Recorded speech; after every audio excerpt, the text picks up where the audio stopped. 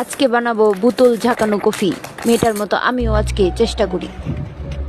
বোতল নিলাম, কফি নিলাম, চিনি নিলাম। ওফ, কতগুলো চিনি পড়ে গেল। সাথে কিছু পানি নিলাম। এখন সেটা ঝাঁকাবো। ঝাঁকাই ঝাঁকাই বোতলের মুখ ভালো করে আটকে নিতে হবে, না হলে বোতলের মুখ খুলে পুরো রান্নাঘর নোংরা হয়ে যাবে। বউ এসে দেখে যদি চিনি পড়ে আছে তাহলে আমাকে পিটাবে। চিনিগুলো পরিষ্কার করা দরকার, সাথে ঝাঁকানো দরকার। বেশি বেশি বেশি বেশি বেশি করে ঝাঁকাবো। তারপর একটা কফি জারে বরফ নেব।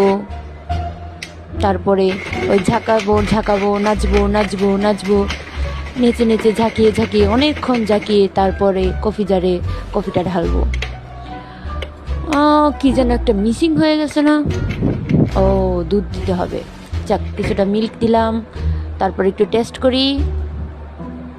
এখন তো টেস্ট করা দরকার। টেস্ট করি। টেস্ট কর, কি হয়েছে এটা টেস্ট করি আগে। আরে বেটা, টেস্ট কর আগে। টেস্ট ভালো হয়েছে। দে এখন গোটা দে। গোটা। Bye, tata.